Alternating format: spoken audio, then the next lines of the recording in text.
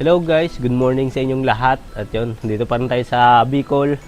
So, yan, kamusta ang bagong taon ninyong lahat? Sana naging maayos at naging masaya yung pagsalubong nyo sa bagong taon. So, tayo naman is okay naman kasi pagsalubong natin, dito naman tayo sa bahay, kumpleto yung pamilya. So, ang kulang lang sa amin is yung kapatid ko nasa abroad, si ate. So, yun lang kulang sa amin. So, the rest naman kami, kumpleto naman bagong taon.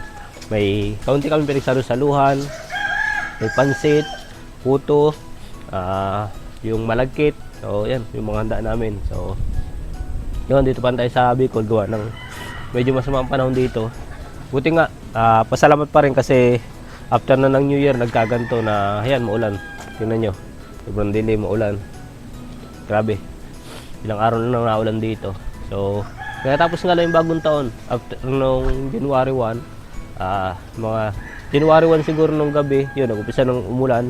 Hanggang ngayon, January 3. So, tuloy-tuloy yung ulan. Hindi pa tayo makabiyahe. Bumotor sana ako, kaso yung motor natin is may mga problema pang kailangang ayusin. So, hindi natin maibiyahe. Manipis yung gulong, palitan na yung gulong kaya hindi ko maibiyahe. So, nagpa-reserve na lang ako ng mga van. So, pag bus dito, wala ka naman sasakyan kasi alam nyo naman na sobrang daming nag-uwian sa probinsya. Napakaraming mga nagbabiyahe. So, punuan. Lahat ng biyahe ngayon dito is fully book hanggang January 6. So, fully book lahat ng bus dito. Lahat ng pwedeng masakyan pabalik ng Candelaria. So, naghanap-hanap ako ng pwedeng masakyan. So, may nakuha naman tayo na yung van na yung mga pamilya nila na nag-uwi ng probinsya tapos babalik na ng Manila.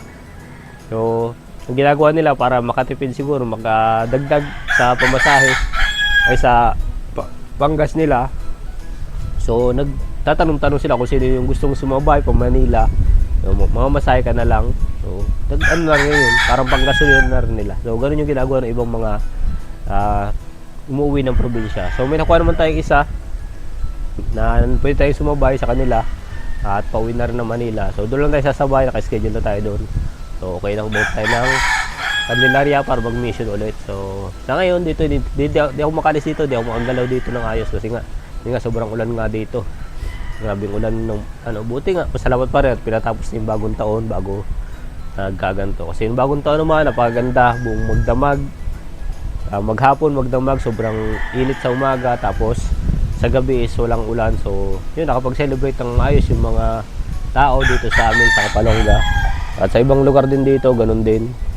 Hindi ko lang alam sa ibang bayan, sa ibang kung ganun din naranasan nila. Pero dito, naging okay naman, bagong taon, naging masaya naman. Mga nagpapuputok sa labas, nag-i-enjoy sa labas ng pagsalubong sa bagong taon. So, okay naman, nag-i-enjoy naman sila lahat. So, yun nga, kahapon nung January 1, pitsa 1 pa lang. So, sabi ko, gawin ko yung yung parang, alam niyo yun, yung gustong gawin na dito. So, yan, naligo tayo sa dam. Ayan, pakita ko sa inyo.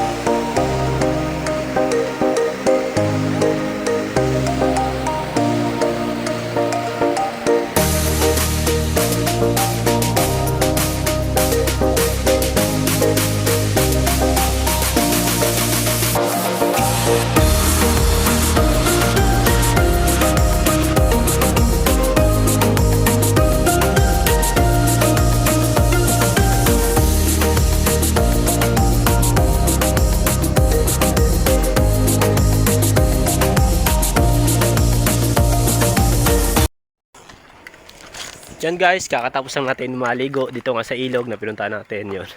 Kakunti na yung ligo, may isang grupo lang doon na nagiinuman.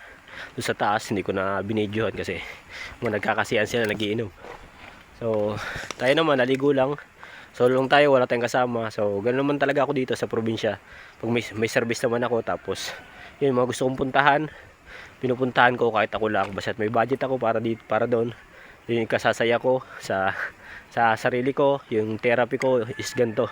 Sa naging anxiety ko dati, kasi nagka-anxiety ako dati.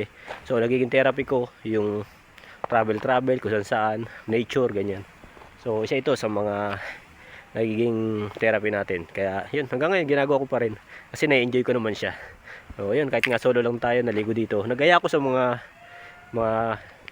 kaibigan ko. Inaya ko sila sa GC kasi may GC kami, yung mga high school na kaklase ko. Kaso syempre bagong taon ngayon, mga busy sila, kaya ako lang yung natuloy. Pero okay lang, sabi ko nga okay lang. May sumama sa wala, tutuloy ako kasi ito talaga yung gusto ko. Gusto maligo dito sa dam. So tinuloy ko. So ayan, kita-kits.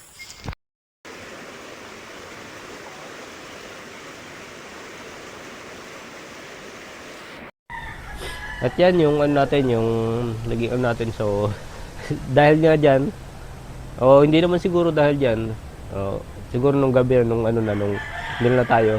Kaya hanggang ngayon may sipon tayo. Ilang araw na tayo may sipon, ubo. At nung pang lalagnatin ako, kaso inunahan ko na, inuman ko na ng gamot para sa ganon. Hindi rin naman lumala. At makabiyahe tayo. Kasi pag nilagnat ako, automatic, hindi ko sure makabiyahe ako. Pero pwede mong biyahe ng may lagnat. Kaso, pagdating doon, di tayo makapag-mission agad. Kaya, inabuti kong dito na muna magpagaling. So, yun, nakainom tayo ng gamot. At medyo nawala-wala naman na. So sipon at ubo na lang natin tira. Siguro kaya naman na tumawala bago tayo magbiyahe.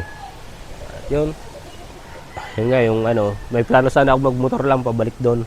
Kaso nga hindi natin magawa ng may mga pa sa motor, kailangan pang palitan. So natuyuan pala ng langis yun. Sabi nung kapatid ko dito, nasira yung niya, nasalog yung makina. So may kailangan palitan.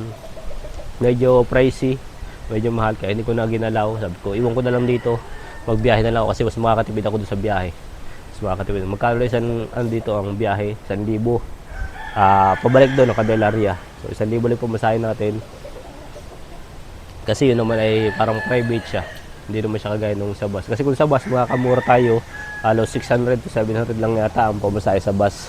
So yung nakuha natin is van. Kasabay lang tayo doon. Pakikisakay lang tayo. Kaya yun. Balik tayo ng mission. So, yun. At the rest, yun, nakita ko naman yung mga naging mission ni Marcos. Sobra, grabe. Panlumo yung ginawa ni Kuya Rolly. Nakakaawa, alam nyo, nakakadismaya din. Kasi, ang hirap naman kasi, sobrang hirap ni Kuya Rolly. Kasi, minsan, alam nyo, pagdating namin doon, okay siya. Pagdating namin, pag minsan, hindi, nagsasabi din naman ng magulang niya at saka ng mga kapatid niya na minsan nga daw is okay, kaya hindi nila maisip na ganun yung gagawin.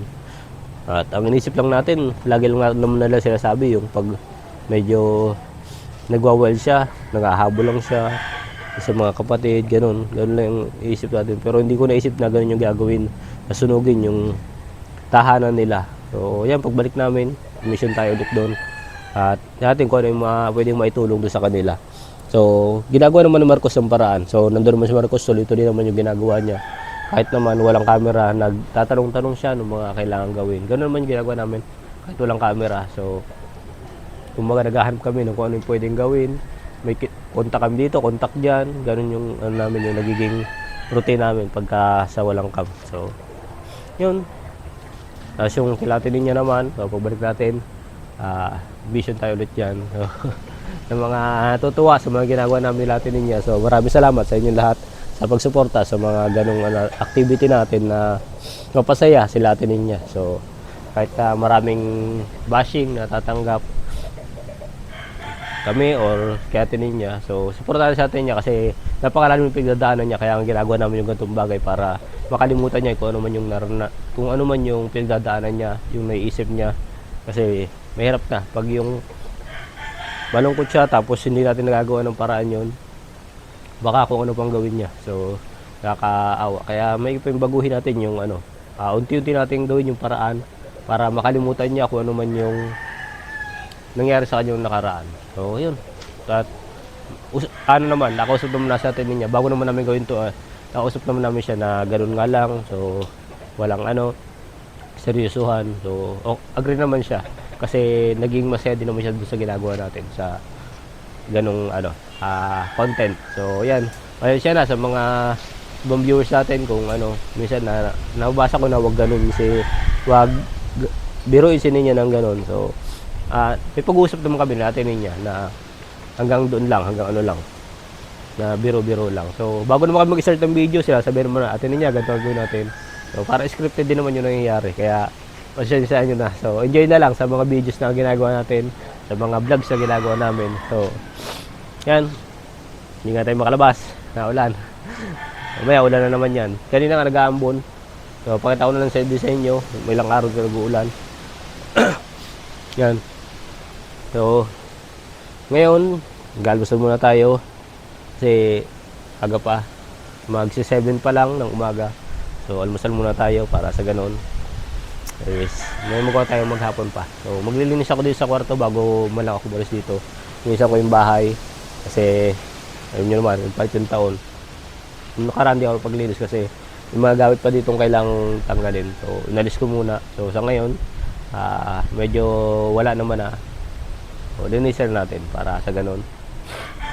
Maluwag-luwag yung dito. Saka iwanan natin ng maayos yung ating kwarto. Kasi tagal natin wala dito, so hindi na asikaso.